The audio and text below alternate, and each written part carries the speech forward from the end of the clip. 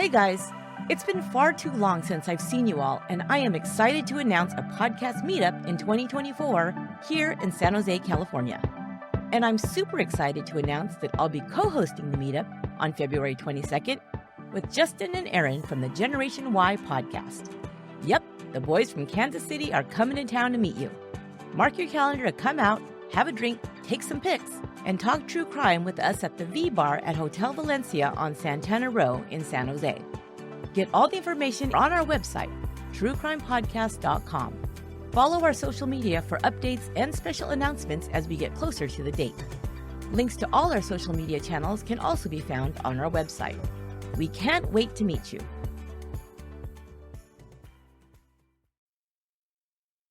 This podcast details true crime cases. It contains adult themes and may contain descriptions of violence.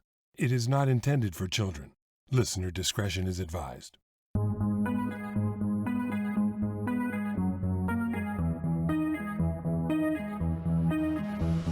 Thank you for joining me for today's episode of Once Upon a Crime. This is the second part of a 3-part series. If you've not yet listened to episode 308, you'll want to start there. This week I'm continuing the shocking and depraved story of the kidnapping of Colleen Stan. In May 1977, Colleen was kidnapped by Cameron Hooker and his wife Janice while hitchhiking. What Colleen was then subjected to while imprisoned in the couple's home was truly horrifying. Both his wife and kidnap victim were used to satisfy Cameron Hooker's dark and violent sexual fantasies, including torture, sadomasochism, and rape. By April 1978, almost a year after being abducted, Colleen Stan was still held captive and subjected to regular starvation, unspeakable torture, sexual abuse, and servitude. She remained hidden in the Hooker's home in Red Bluff, California, but was moved to a more secluded location and into a mobile home. There, Hooker constructed a new and sadistic torture device in the form of a wooden box underneath the couple's waterbed. Colleen was confined inside this small, cramped space for up to 23 hours a day.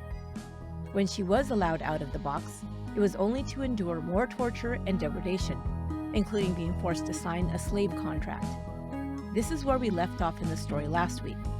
We'll continue this week with part 2 in the series, The Girl in the Box, the kidnapping of Colleen Stan.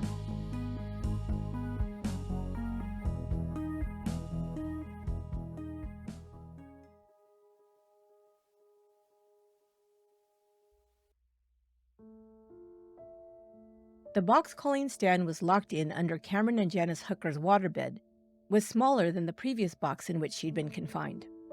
The 21-year-old was barely able to breathe in the stifling and sometimes sweltering heat. Hooker had rigged up a hairdryer to circulate air inside the box, but there were only a couple of air holes in the bottom to prevent Colleen from suffocating.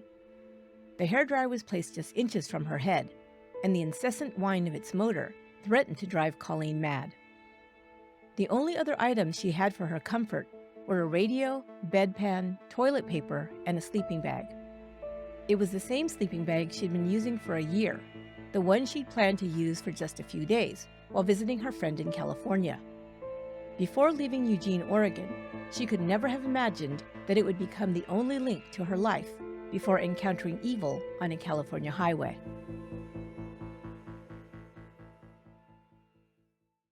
Colleen was allowed out of the box for only 1 hour in the evenings. She used this brief respite from confinement to eat, brush her teeth, use the bathroom, and clean the bedpan. But she was also expected to help Hooker and his wife Janice with household chores. After months of not having access to soap or water to wash with, Colleen was finally allowed to shower, but only once every 2 weeks.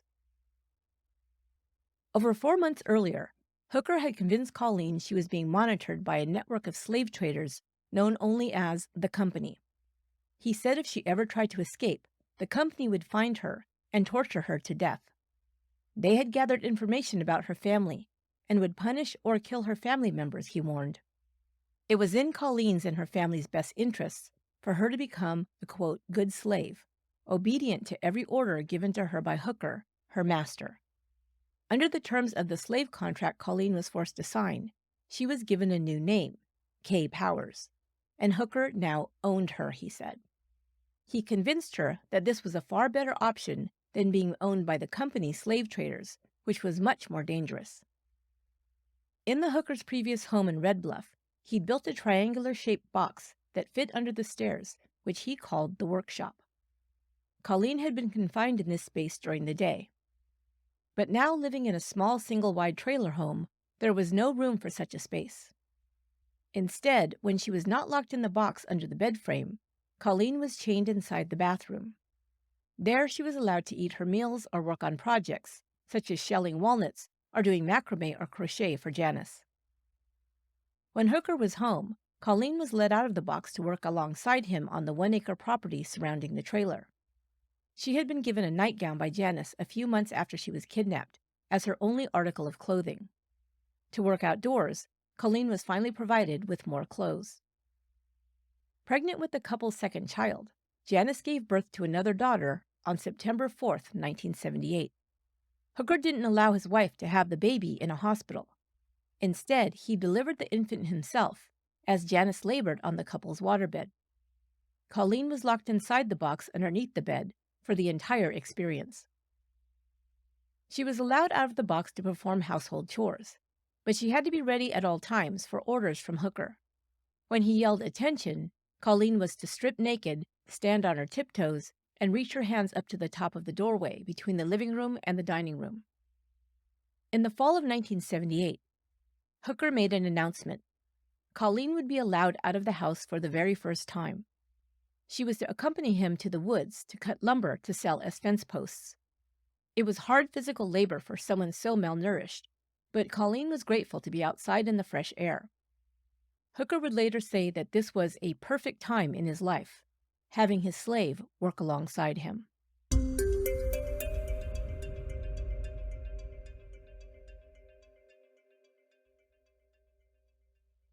April 1979 marked 3 years since 22-year-old Colleen Stan's kidnapping.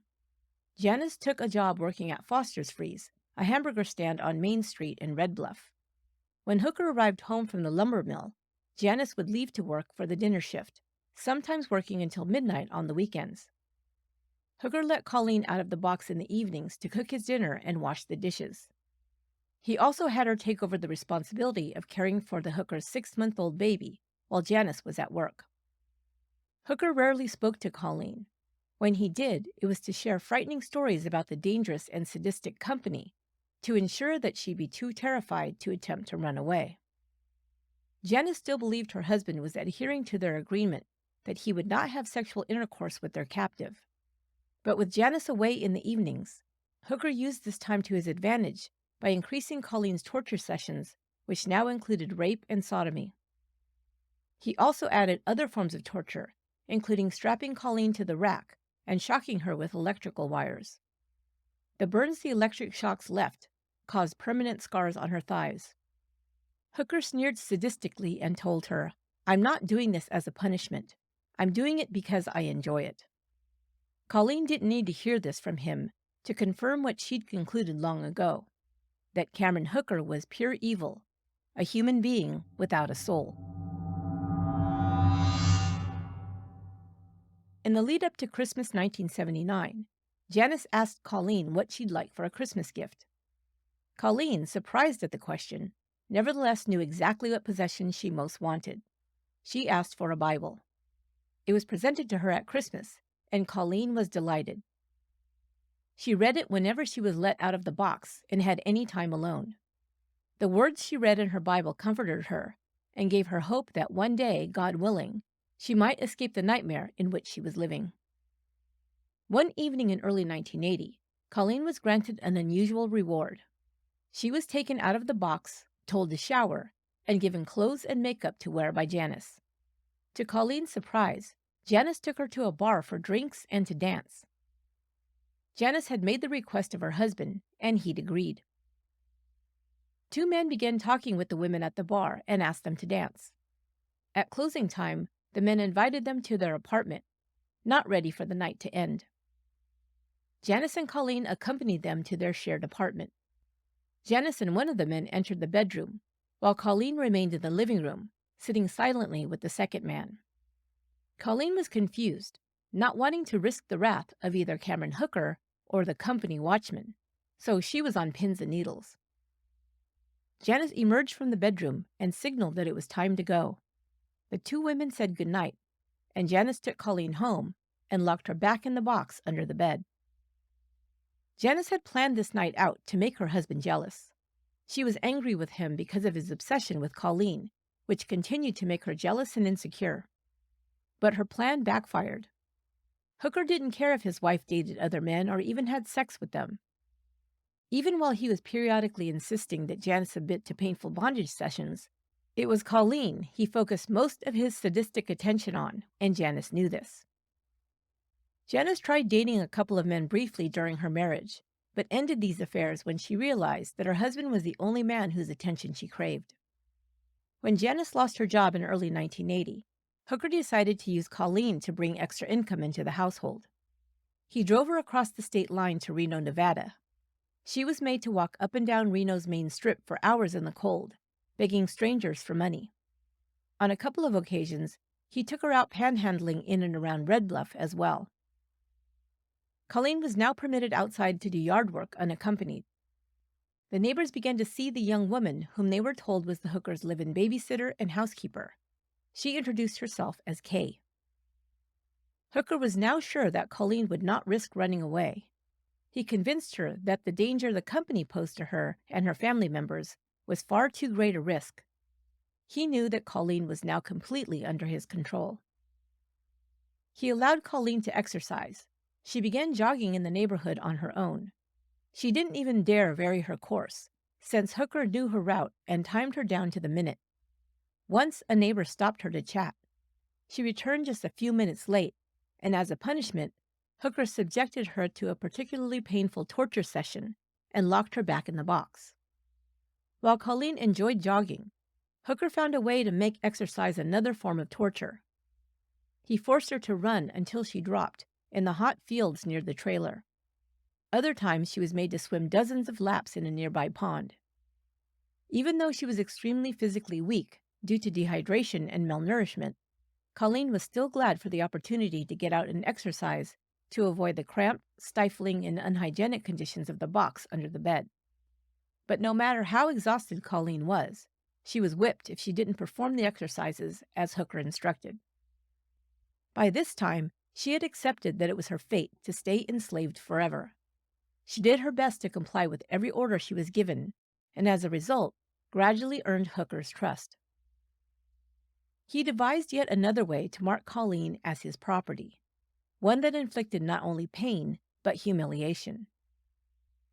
For what he called identification purposes, he pierced Colleen's labia, which he said also symbolized a wedding ring. Hooker began telling his captive that she would one day be his legitimate wife and would bear his children. He would later claim that he'd fallen in love with Colleen. He convinced himself that she loved him too. Sometimes he insisted that she profess her love to him. It is doubtful that Hooker had the capacity to love anyone, but somewhere in his life had mixed up the feelings of pain and pleasure, lust and love, and short-circuited his capacity to empathize with others. But with the relative freedom Hooker thought he was granting to Colleen, it also came with the great risk of being discovered holding the young woman against her will. There were close calls a few times when Colleen was out of the box and tending to household chores. She was kept hidden even from the Hooker's close family members who lived nearby. Janice's parents, Cameron's father Harold and brother Dexter, dropped by the home frequently. On one occasion, his father opened the door to see Colleen on the floor in her nightgown cleaning.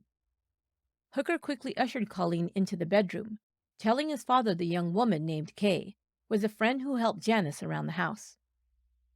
In the evenings, Colleen often did piecework for Janice's employer. Any wages she earned were turned over to the Hookers.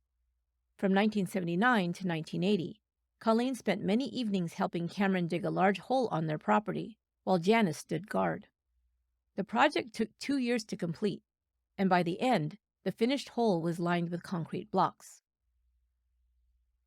Colleen, or Kay as they knew her, was now a familiar sight to the neighbors. She was often seen outside gardening, doing yard work, or watching the children. Hooker made it explicitly clear that Colleen wasn't to get into long conversations with anyone.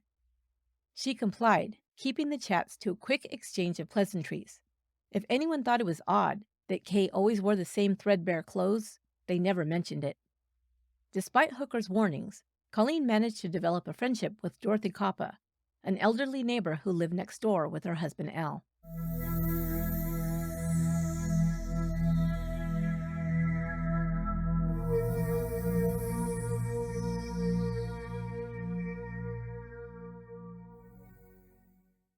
We all get those gut feelings sometimes. It's like an internal knowing built into us to provide us with an insight or maybe give us a warning. I've had those gut feelings that tell me to be aware of my surroundings. Always a good idea, especially if you just listen to a true crime podcast, am I right? Hey, all I'm saying is listening to your gut can often be a good thing, to be on the safe side. There's a good reason to trust your gut. Your whole body's health starts right there. When our gut health is out of balance, it can cause many problems. Due to my health issues in my own past, I've learned to be diligent about paying attention to my gut health. Our new sponsor, Seed's DSO1 Daily Symbiotic, is a broad-spectrum probiotic and prebiotic that benefits your gut, skin, and heart health and delivers more of what you need where you need it.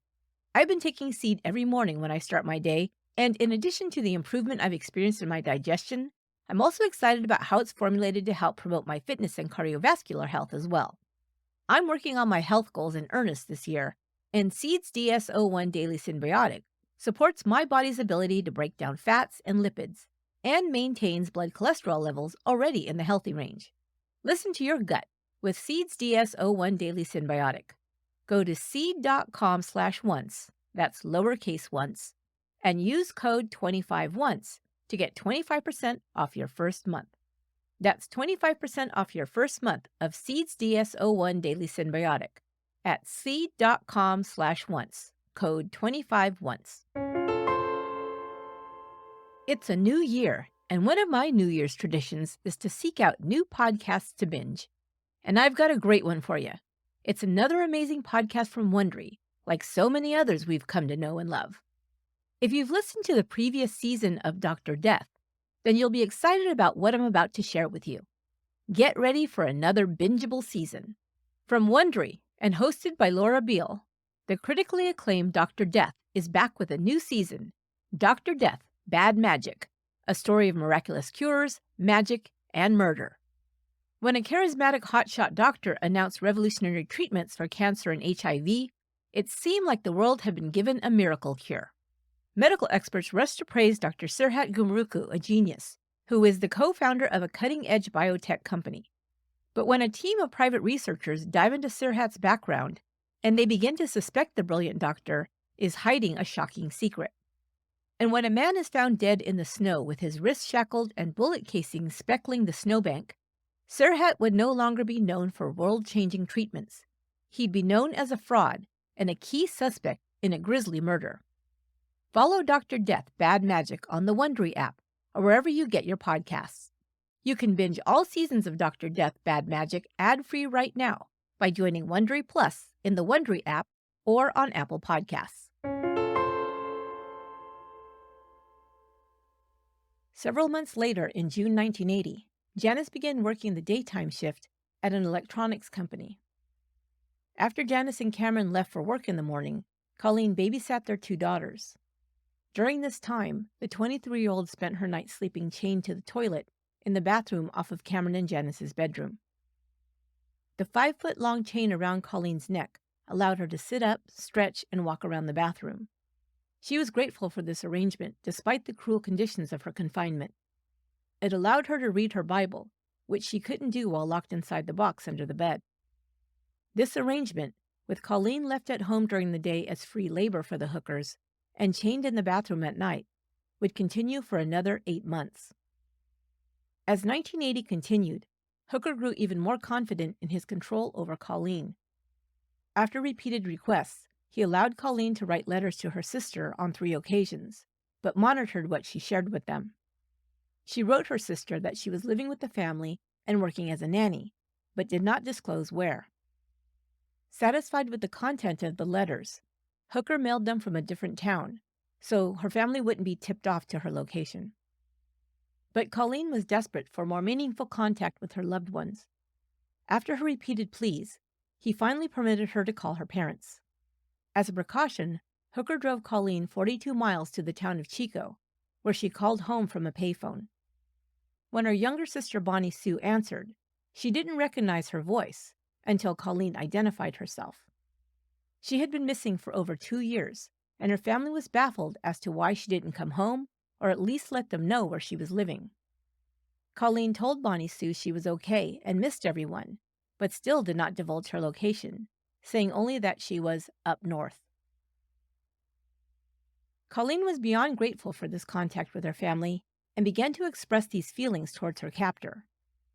Her situation had progressed over the months and years since her kidnapping, from the daily terror of wondering if she'd survive each day to being given small privileges, including clothing, not being locked in the box, having a little freedom, and especially being able to let her family know she was still alive. Hooker still tortured and raped Colleen regularly, but not daily as he had in the beginning. At times, he inflicted more pain on her to make her say that she loved him. Now she said it partially out of gratitude and partly as a strategy. Colleen noted that when she expressed these feelings towards Hooker, the abuse became less harsh and more infrequent. Hooker spoke in private to Colleen and expressed his love for her. He would describe their future, saying he would move the whole family to Lake Tahoe. He promised Colleen that he would build her a private cabin. She would become his slave wife, and they would have children together, he continued to tell her. Janice was picking up on the increased attention and special privileges her husband granted their captive. She became increasingly jealous and threatened by Colleen's presence. The women began bickering over small things, and Janice privately nagged her husband to release Colleen. On Christmas Eve 1980, Colleen was allowed out of the box in time to make handmade cards for all the members of the Hooker family, Cameron, Janice, and their 2 daughters. In return, Hooker rewarded Colleen by allowing her to call home again. This time she spoke to her father, Jack. When he asked Colleen when she would return home, her only reply was, soon.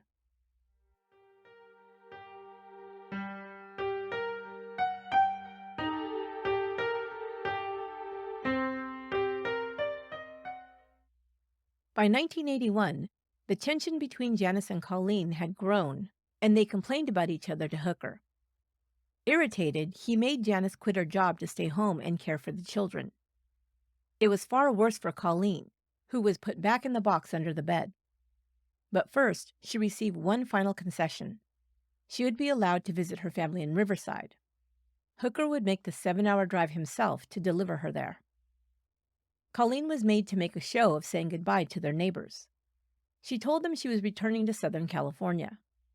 She also said her goodbyes to the Hooker's daughters, who had grown close to Kay. As his girls got older, having Colleen around them was a risk Hooker could no longer take. His daughters, now aged 4 and 2, were beginning to notice that something wasn't right. They had started asking why Kay was locked in the bathroom and why she had a lock around her neck. Hooker told Colleen this would be the first time in history that a slave was allowed to visit her family.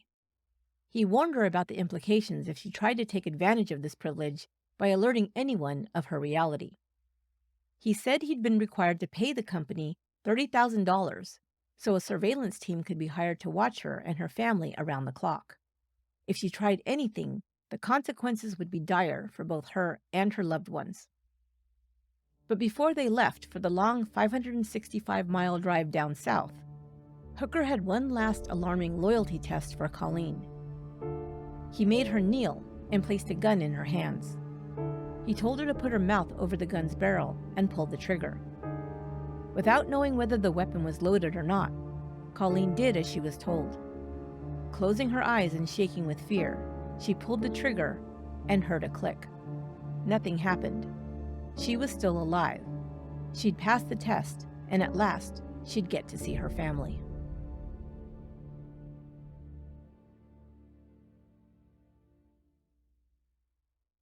On the morning of Friday, March 20th, 1981, Cameron Hooker left his home in Red Bluff with Colleen to visit her family in Riverside, California. They made a brief stop in Sacramento. Hooker left Colleen in the car, parking in front of a building he claimed was the company's headquarters. He explained they wanted to see Colleen before she visited her family. He was going in first to find out what this meeting was about. Colleen waited in the car, terrified, and wondering if this whole trip was just a ploy to trick Hooker into turning her over to them. She was almost sick with fear after all the terrible stories he had told her about the women who'd been owned, sold, tortured, and murdered by the company. Hooker returned to the vehicle and told Colleen he'd taken care of things and they didn't need to meet with her after all. Colleen was overwhelmed with relief. He then handed her a typed card with a seal on it, instructing her to carry the card at all times. It would give her permission to carry cash, something prohibited by the company under threat of punishment, he told her. It seemed that Hooker created small details to keep Colleen believing completely in the power the company held over them both. For the rest of the drive to Southern California, Hooker had Colleen memorize the story they would tell her family about him and their relationship. She was to tell them that his name was Mike, and he was her fiancé. The story was that he was attending a computer seminar in San Diego and was dropping her off on the way. He would pick her up at the end of the weekend. If Colleen's family asked for an address or phone number, she was to say that they were in the process of moving to a new place, so she couldn't provide them with that information just yet. Around 7 p.m. on Friday evening, the pair arrived in Riverside. She was to spend the whole weekend alone with her family. In the meantime, he'd check into a motel nearby. Colleen called her father Jack from a payphone just minutes before they arrived at his house. Hooker pointed out a trailer down the street from her father's home, explaining it was the company's surveillance van. His parting words were a warning. If Colleen tried to flee or said anything about her slave contract, the surveillance team, which was watching and listening in, would rush in, grab her, and kill her family immediately. Colleen's family, who had not seen her for 4 years, were shocked and delighted by the visit. There was no denying that she was much thinner than before. Her once long, lustrous, thick hair was now thin and dull, and her complexion was uncharacteristically pale. Nonetheless, she seemed happy and excited to be home. Colleen's family had a million questions, but she seemed reluctant to share much information about where she'd been since 1977, so her family didn't push it. Her handmade clothes, lack of money, and sparse communication over the years made them suspect she might have joined a cult. Although concerned, they didn't want to pressure her, afraid it might cause her to disappear forever.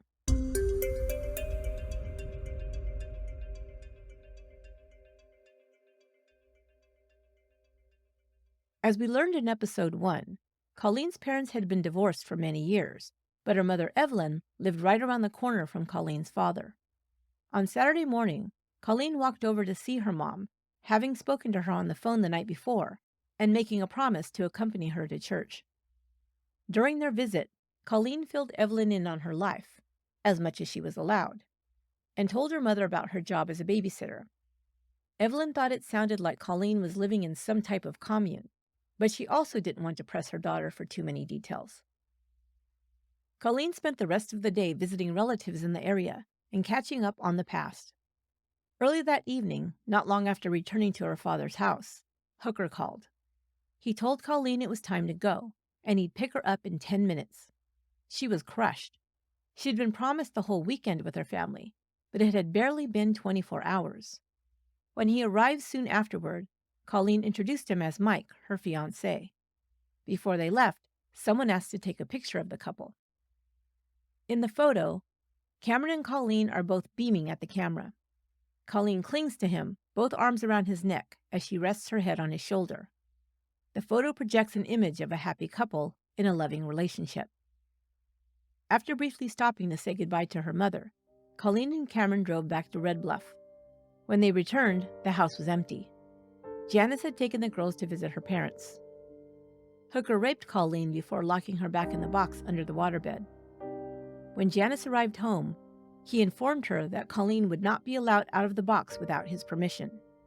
She remained locked away 23 hours a day for the majority of the next 3 years.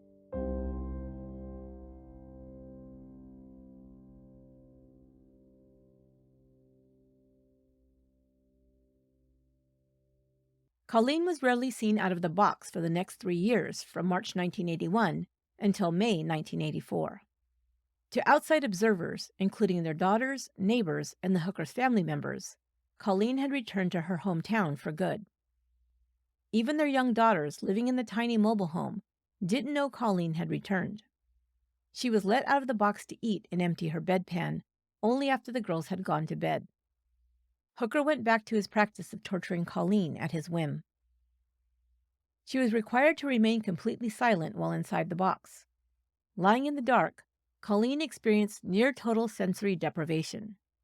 The air was stagnant, and during the warmer months, the temperature rose, making it even more difficult to breathe. On one occasion, the family left for a weekend vacation. Colleen remained locked inside the box without respite for 3 days straight. She was left without food or water during the first of these times they went away. When the hookers returned, she was seriously dehydrated and in an extremely weakened state. Alarmed, the hookers fed her and gave her water and let her out of the box until she regained her strength. From then on, when they went away, they left a quart of water and a snack in the box with her. Colleen spent months lying locked in the dark. While awake, she spun fantasies in her head of the things she'd someday do and the places she would go. To distract herself from the endless hours of isolation and deprivation, she recalled memories of happier times from her life before she was kidnapped. Cycling through her memories was the only thing that kept her going when she worried she might go mad. Her tedium was broken only by horrible, painful torture sessions and rape inflicted by Hooker. In 1982, 23-year-old Janice was hospitalized for another knee surgery. While she was away, Colleen was repeatedly raped. By now, the hooker's marriage was crumbling, and after Janice returned home in an attempt to save their relationship, the couple agreed to confess their secrets to each other. Janice told Cameron she'd lied about being pregnant when they married over 7 years earlier. She also admitted to engaging in 2 short-lived affairs in 1980. When it was Cameron's turn, he divulged what Janice feared most. He confessed that he'd engaged in sexual intercourse with Colleen since she was first kidnapped. Janice felt utterly betrayed. She'd wanted to believe that he'd kept his promise to her, and devastated at being told the truth, she threatened to leave him. Janice and Cameron Hooker were locked in a toxic, codependent relationship, cemented by terrible secrets they held that could destroy them both. While Janice believed she was in love with her husband and couldn't live without him, Cameron Hooker felt dependent on Janice for stability and nurturing. He also feared if she became angry and vindictive, she could turn on him and report what was happening in their home. It was in his best interest, therefore, to keep the peace. Even so, his need for violent sexual gratification and control overtook his desire for peace. Despite having a, quote, sex slave that he'd promised Janice would take her place when it came to violent and sadistic sexual fantasies, the 29-year-old was still subjecting his wife to non-consensual bondage and whipping. The only things Janice wasn't forced to endure were electric shocks and wearing the head box. The following year, in 1983, and for the next 18 months, Cameron revealed to Janice that he was preparing dungeons that would allow him to keep up to as many as 4 slaves. Torturing his wife and Colleen was no longer enough for him. By the end of that year, he moved Colleen to the hole in the bottom of a shed they'd begun digging back in 1979. He referred to this as the dungeon. He and Colleen had dug for a couple of hours each night, 2 or 3 nights a week, until they enlarged the hole to the size of a small room. Hooker then installed flooring and built walls using cement bricks he made himself. But when it began to rain after just a week, the hole started to fill with water. Colleen was taken out and returned to the box under the bed. It was like a cruel game of musical chairs. 3 weeks later, Hooker moved his captive back to the hole. But soon after, the hooker's daughter and her cousin came upon the entrance to the secret room while playing on the property. They hadn't seen Colleen inside, but it was a close call, so she was returned to the box. The underground room was never used again. To her surprise, on New Year's Eve 1983, Colleen's 27th birthday, Cameron and Janice presented her with a cake, singing happy birthday. Hooker now said he had some rewards for Colleen in return for her obedience and for being a, quote, good slave.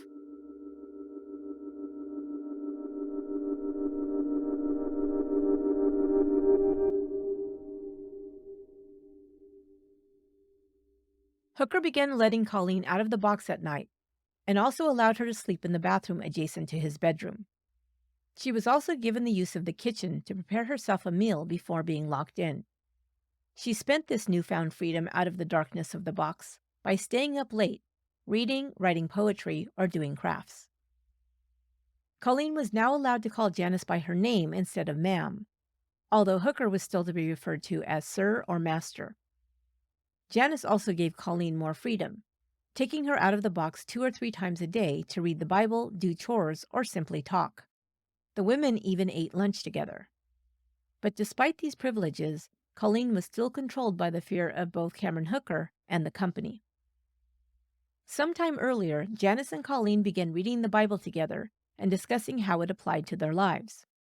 Colleen had long ago found solace in her faith and read her Bible as often as possible. She spent many hours while locked up praying and meditating on Bible passages.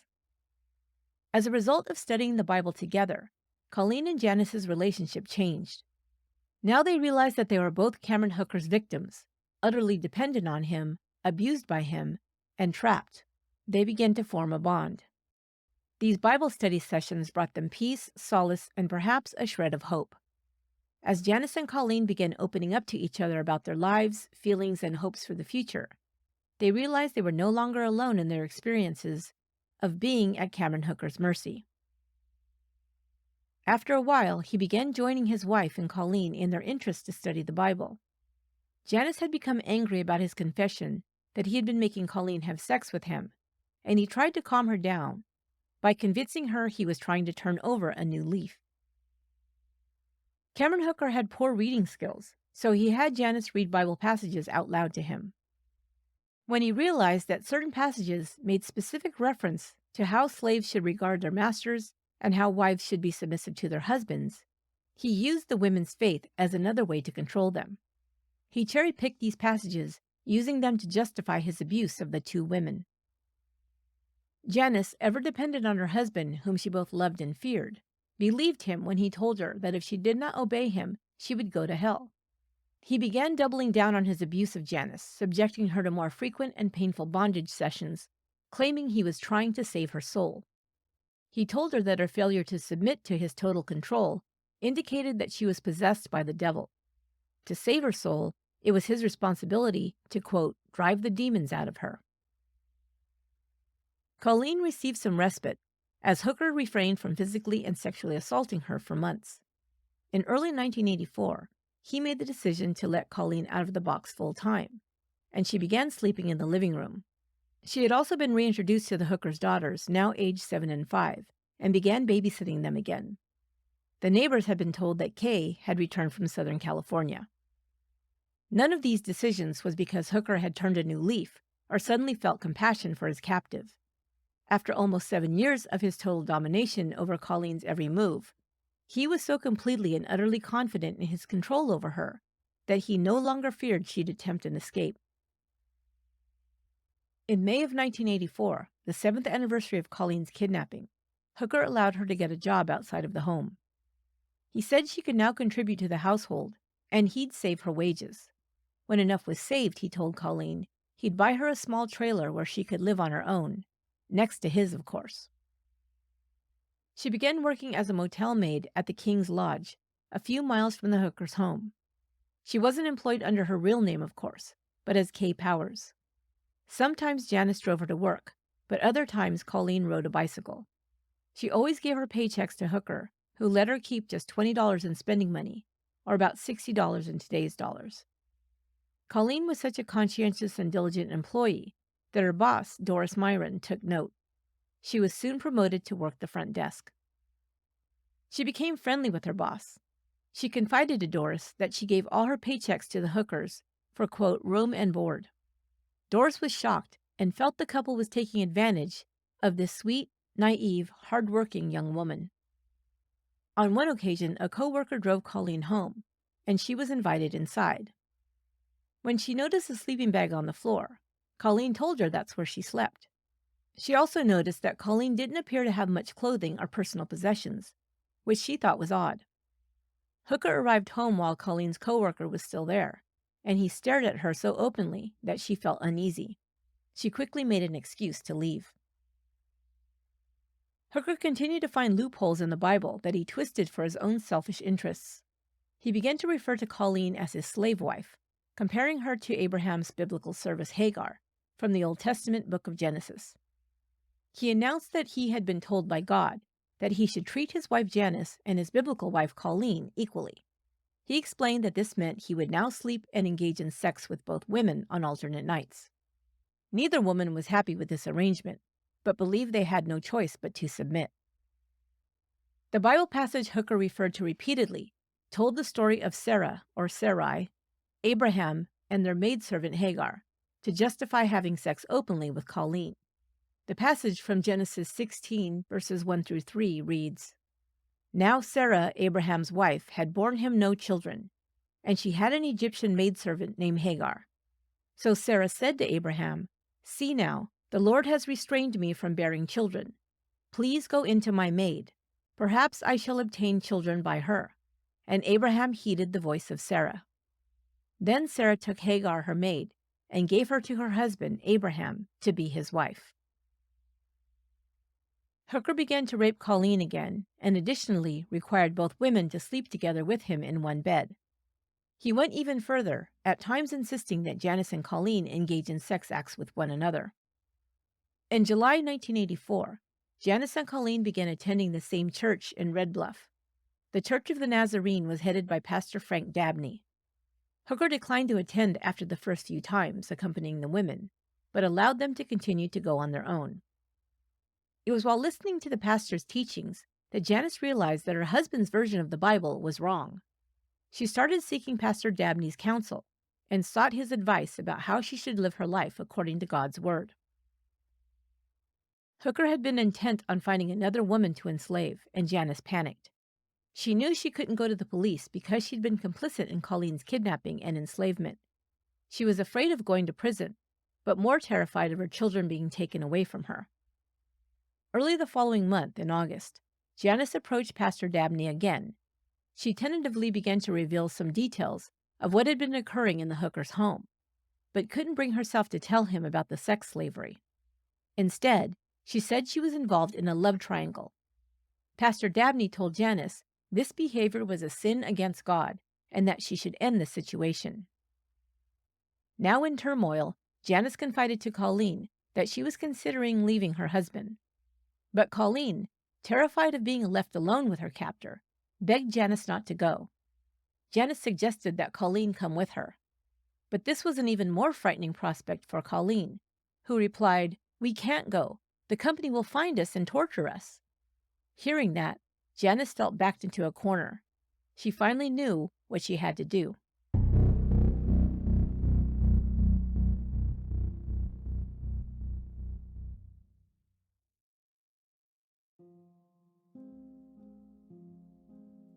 On August 9, 1984, Janice went to the King's Lodge Motel where Colleen worked. There, away from her husband, she screwed up her courage and dropped a bombshell on Colleen. "I need to tell you something," Janice began. She told Colleen the truth. The whole story about the company was a lie. There was no company, no slave contract. And she told Colleen she could leave any time without fear of repercussion from some secret underground omnipotent organization. At first, Colleen was surprised. This soon turned to shock before anger filled every fiber of her being. She'd believed these lies for 7 years. Over a quarter of her life had been stolen. And for what? She cried as she grappled with the news. Janice begged for Colleen's forgiveness and wept bitterly about the part she'd played. Colleen promptly went into the motel office and announced that she was quitting effective immediately, but would finish her shift. That evening, before returning home, Colleen and Janice visited Pastor Dabney. They needed someone to help them plan their escape. Pastor Dabney learned that Colleen, or Kay as he'd known her, had been kept against her will, tortured, and sexually abused, and that both women were terrified of Cameron Hooker. He told the women to pack their things and leave immediately. But it was getting late in the evening now, and close to time when they were due to pick up Cameron from work. So their plan was to buy some time and say nothing that evening. They all drove home together, and the women acted as if there was nothing out of the ordinary. The next morning, August 10, 1984, after Hooker left for work, Janice and Colleen packed up, took the children, and went to Janice's parents' house in a town nearby. Colleen called and surprised her father by asking him to send her bus fare to come home. The following day, Colleen was dropped off at the bus station. Before boarding the bus, she had an important phone call to make. Dialing Cameron Hooker, she told him she was leaving. She said she knew he'd lied to her for years, and she wasn't afraid of him anymore. He no longer had any control over her. According to Colleen, his immediate response was silence. Speechless, he burst into tears.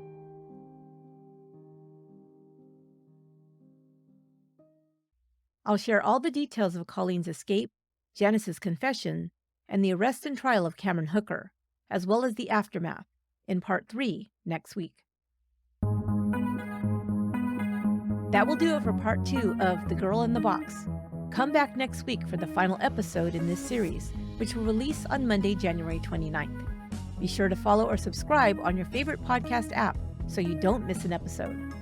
If you're a Patreon member, you won't have to wait a week for Part 3. You get every episode of Once Upon a Crime before anyone else and can listen ad-free. To find out more and join, go to patreon.com/onceuponacrime. Memberships start at just $2 a month. And as a thank you, you'll also receive special gifts in the mail. That's patreon.com/onceuponacrime. There's a link in the show notes. Do you want to keep up with what's new and upcoming on Once Upon a Crime? You can remain in the loop by following us on our social media channels. It's a great way to connect with me and the whole OUAC team. Follow us on Instagram and Facebook at Once Upon a Crime Pod. You can also join our Facebook group to interact with me and your fellow listeners. Look for the Once Upon a Crime podcast fan page on Facebook. Follow and subscribe to our YouTube channel. Just search for Once Upon a Crime Podcast. And on TikTok, you can find us at OUAC Pod. Get all the links to our social media channels at our website, truecrimepodcast.com. Once Upon a Crime is written and produced by me, Esther Sanchez Ludlow. My production and administrative assistant is Lorena Garcia. Research for this episode was provided by Emma Battaglia and was co-written by Gemma Harris. Until next time, be good to one another.